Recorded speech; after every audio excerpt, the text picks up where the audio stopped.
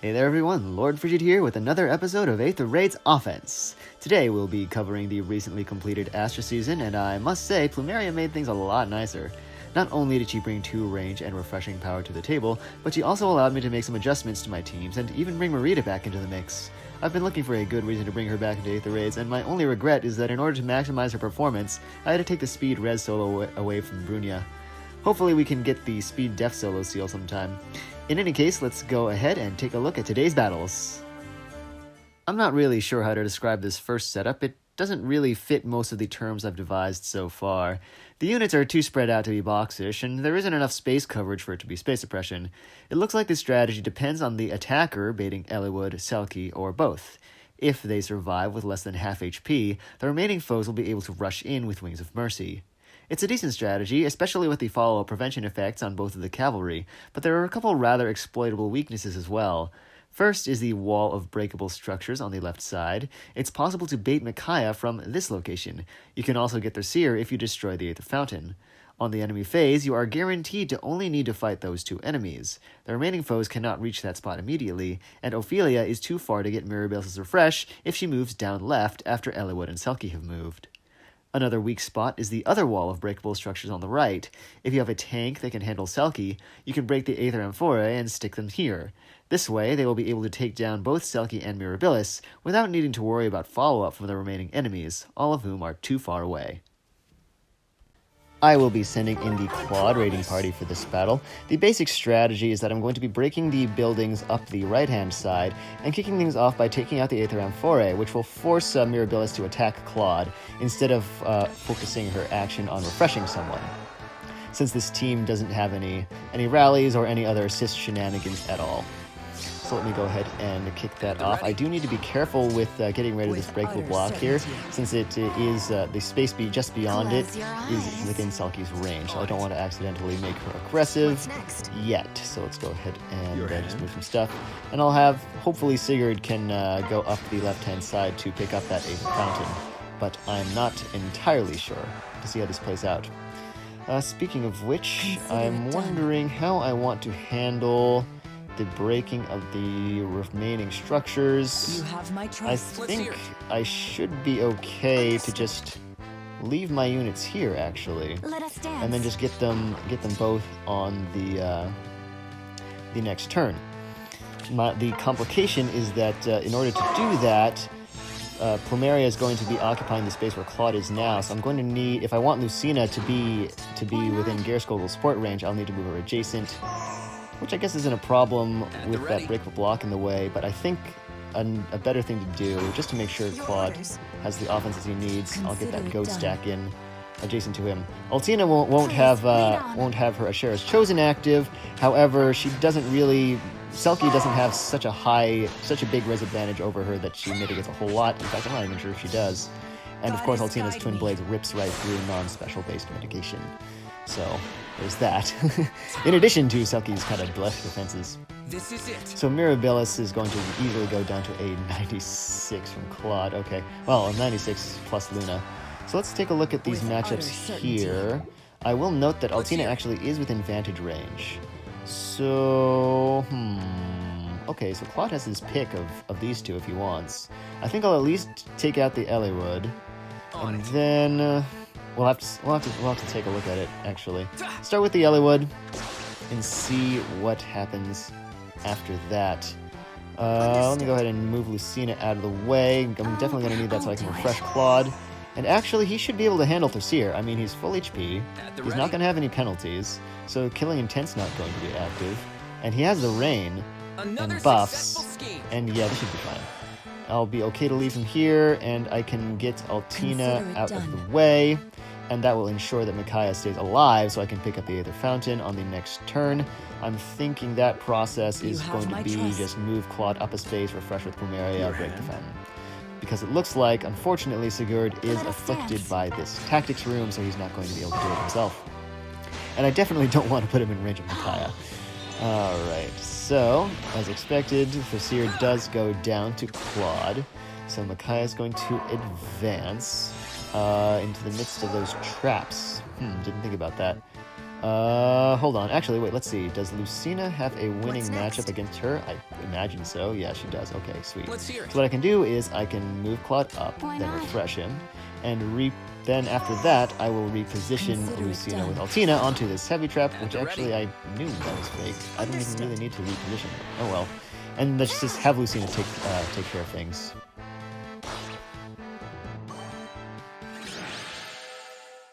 Today's second map is a Pulse and Warp setup where both Alphonse and Lysithea carry times Pulse to ensure that they can have their specials active at the start of each turn, and the left Mirabilis provides ground orders to both of them so they can reach Edelgard if an attacker attempts to bait her out. The map seems a little susceptible to vantage tanks. If you can break these two structures, you can bait out Alphonse, the team's hardy bearing user, from below the defense fort, and then wait for the remaining enemies to approach. You're guaranteed to get Lysithea on that same turn, since she moves first and receives a refresh from the Mirabilis. After that, the main complication is likely dealing with Edelgard.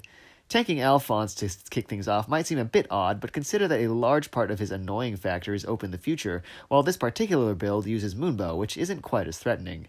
It may also be possible to run a Gale Force strategy if you have an armor-effective red or green, to deal enough damage to Edelgard on the first hit, such that her 80% mitigation on follow-up hits doesn't matter.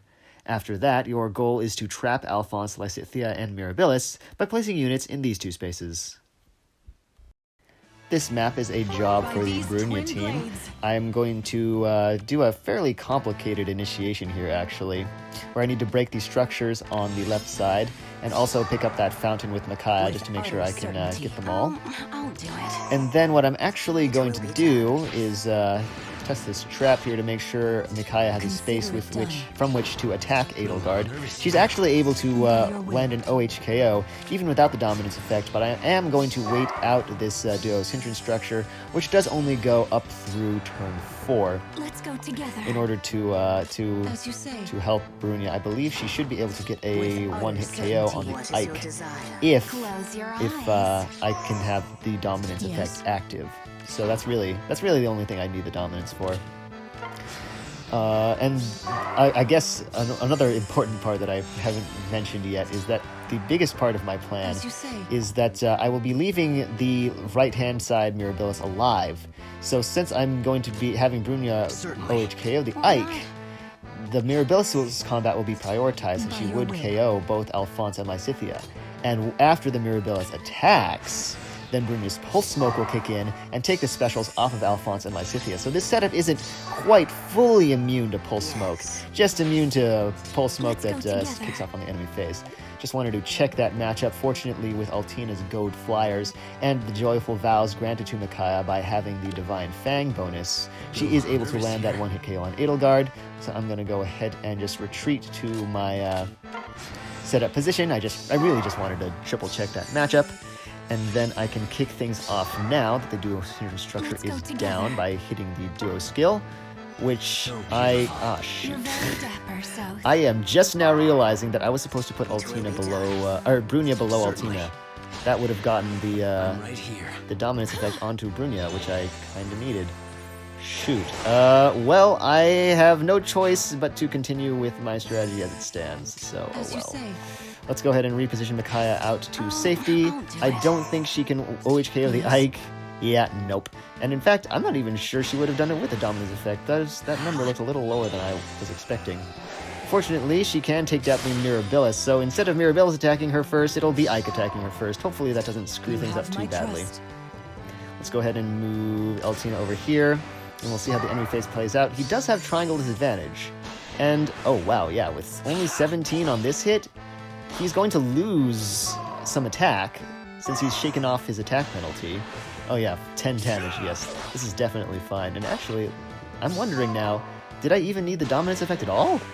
36 against the Alphonse. I guess with his special up, he would have taken, what is that, 5 plus 7, 12 less damage? So he wouldn't have died, but I do wonder if he would have been prioritized over Ike, since Ike, you know, also doesn't die and doesn't even take damage at all. I wonder. In any case, that's speculation for another time, but it kind of looks like I didn't actually even need to wait out that duo's hindrance structure. Oh well. And this should actually be some pretty easy cleanup. Micaiah is able to fly over that pool to pick up the Aether Amphore, so since Brunia is able to one-hit KO the Ike now, that now that she does get Fimbulvators for a little bit more speed to help cut Ike's speed advantage, and then I can have Mirabilis refresh Brunia to finish off the last Mirabilis.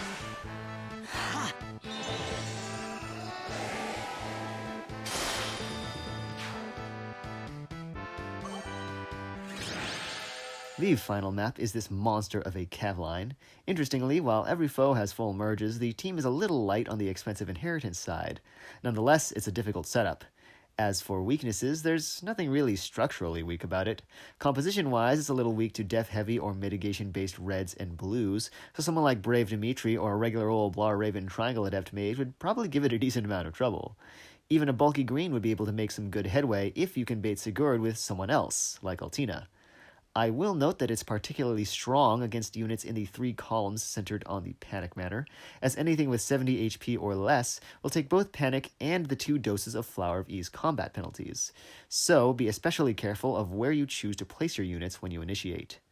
Also take care to note that the cavalry on the right side have positioning assists, so they will move after the Mirabilises if you bait from the left. I actually didn't pick up on that during my own attempt, as you will see. Finally, for a sample idea on how one might approach this, I would say that if you use Altina, it's worth running the numbers on her matchup against Sigurd, since that's a pretty straightforward way to get things going if he doesn't OHKO her outright. Then, ideally, you can get the left side Leif moving towards the left, and either force Mia or the right side Leif to attack with a strong tank. If you can afford to, I would recommend breaking the inn structure and baiting Sigurd from that location, since it lets you put a flyer, like Plumeria or Naga, on the left side of the back row and still make the left side Leif likely to move in that direction. The reason I'm focusing so much on where the left side Leif moves is that he goes before the Mirabilises, so if you don't force him left, he might go right and receive a refresh, which may not be a problem, it's just something to keep in mind. Anyway, that's all just food for thought. Let's go ahead and get into my approach. It's times like these when I really wish I had a carbon copy of Adune to put in Astra Season, because she would rip this team to shreds. But Mareeta should do a good job of it as well, so I will deploy her here.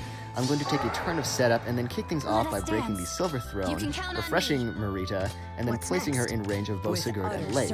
Now I am expecting Sigurd's combat to be prioritized due to a prioritization rule called damage ratio, which basically values dealing damage at 3 times the rate of taking damage, and it does compare starting and final HP values, not raw damage dealt, so healing is factored in. So the significance of that is that Leif actually full charges her Aether with his 2 strikes, thanks to Lucina's Gerskogel, and she would full heal all of that damage with the Aether itself. Whereas here, she does actually have less than full HP, so Sigurd's damage ratio number is significantly higher than poor Leif's. So we'll see here, 2 13s, and then she heals a full-on 27, which is actually more than he deals to her, so that's pretty funny. And, oh, the Mirabilis has moved first. I forgot that the 2 calves on the right had repositioning assists. I need to take some thinking time here. Give me a sec.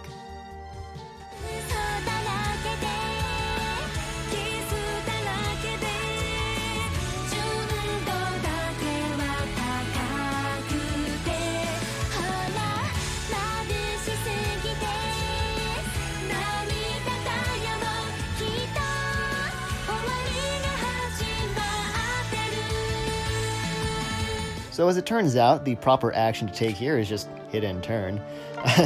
Mia will be attacking Mareeta on the enemy phase. She mitigates 75% of Mareeta's first hit. However, that actually works in Mareeta's favor because all of her Aether healing comes on the second hit, where she will now have a higher HP bar to siphon HP off of. The Mirabilises should move next, and then I was expecting Leif to move straight down. Shoot. Okay, let's see. That's not a pretty looking matchup. I don't think the Mirabilis one is any better, honestly. I think her defenses are actually higher. So I think, yeah, I'm going to need to take some more thinking time here. Whoops. Interestingly enough, the final phase of this battle doesn't really involve Mareeta much at all. I'm going to break the tactics room and then refresh Altina with Plumeria. then reposition Lucina up with Mareeta to get the bonuses from Garruscogle on for her matchup with Leif. Lucina herself can take out this Mirabilis. I'll actually just have her do that now. And what that does is it accomplishes two things. First, this is the Mirabilis with Def Res Gap, so the other Mirabilis is not going to benefit from those buffs. Second, it removes a Flower of Ease stack, which is nice because Altina and Lucina both are in the range of the Panic Manner, so this will help their matchups quite considerably. And I'm actually just going to be able to hit end turn here. This is my last battle of the season, so I am free to just sit back and relax while I watch Altina take out Mirabilis. Actually, it doesn't look like she didn't even need a Twin Blaze activation.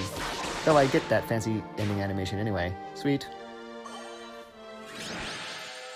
And that is it. I hope you all enjoyed this episode of Aether Raids Offense. I have to say, Mareeta came back just in time to save me from that nightmare of a cav line. I think I maybe could have sent in Dragon Wagon, initiating on the right-hand side, but it's a tough call because Sothis has a bad Leif matchup.